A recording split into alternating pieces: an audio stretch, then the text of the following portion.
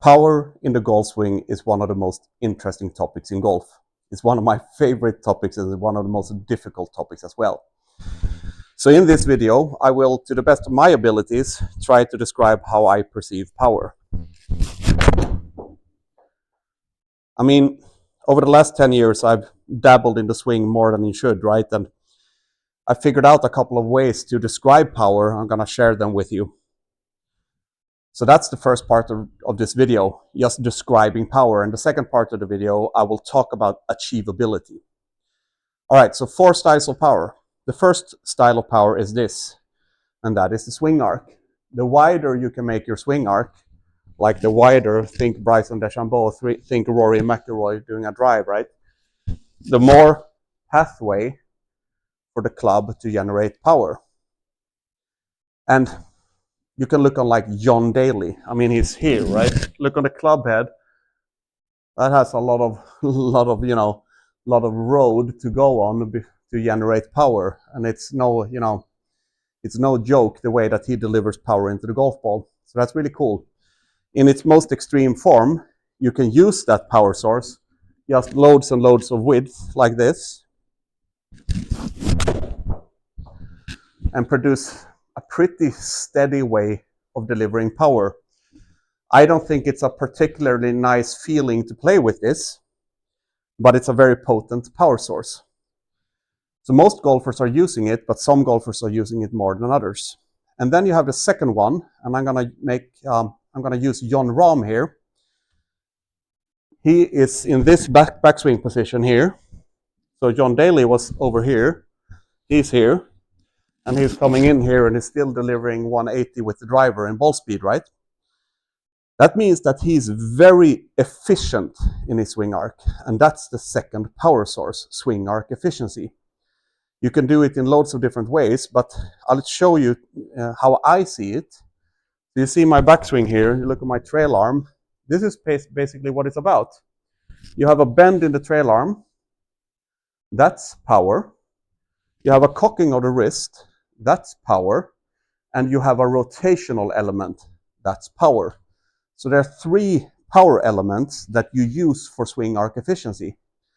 Like just breaking it down, you would come here, you would add lag, and then eventually you would release the golf club, close down the club face, and stimulate centrifugal force. And that's the only thing that I'm using in my swing. I mean, I have a little bit of swing arc width, of course. But I basically use a swing arc efficiency. And most of my power comes from the downswing, but you can also use a lot of, swing arc inducing elements in the through swing. So that was the second power source. And the third power source is almost like putting the other 2 on steroids, if you will. And that is that the swing arc has a center, and the center is your body. And the way that you're intentionally, you can, if you want to, rotate your body will stimulate your entire arc. So I'm going to show you here, I'm going to make a golf shot, which isn't my stock shot, with intentional rotation.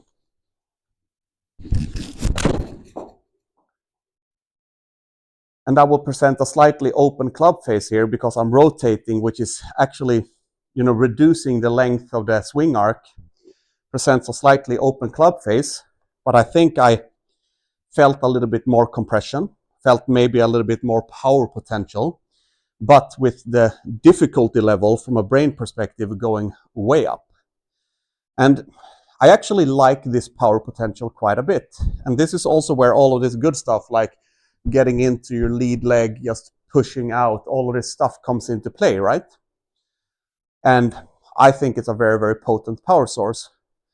But one of the problems with this is that most golfers can't do it, because if you apply the power source up here, you're gonna just kick your shaft out and be super much over the top. So you need to come into a position where you can use it.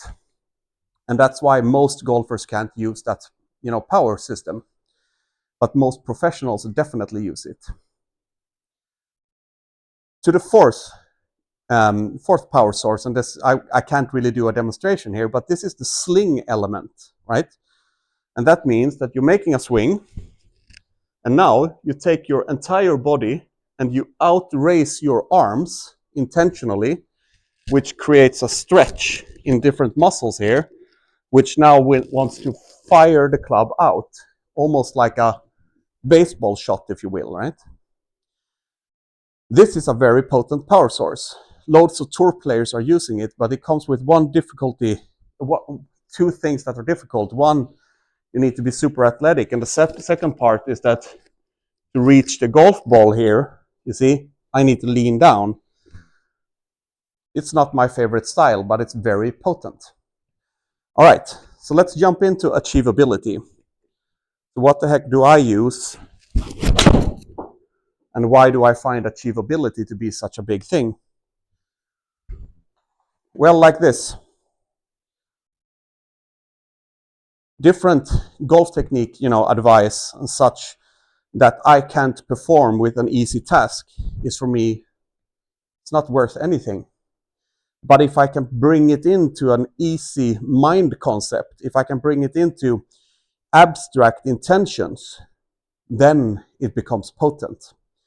So what I'm using in my swing is using the two first power systems, the swing arc size and the swing arc efficiency.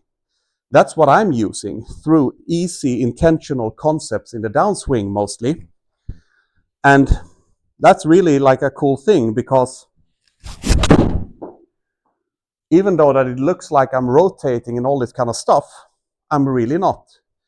So I'm stimulating the outside of the circle, and that affects the inside of the circle, meaning my rotation and all this kind of stuff. So it becomes like a reactive body to intentions, actually mostly in the golf club. So that was a long video and a lot of difficult words and stuff, but this is the way that I see power.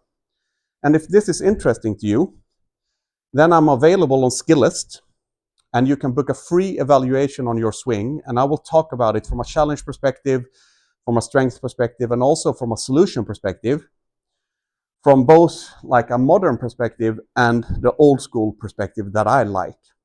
And I'm into using the size of the swing arc, and I'm into using the efficiency of the swing arc through, the trail arm extension, through lag, through forearm rotation, and all this kind of good stuff. So thank you very much for watching, and you can check out my black FMM videos if that's interesting. Thank you.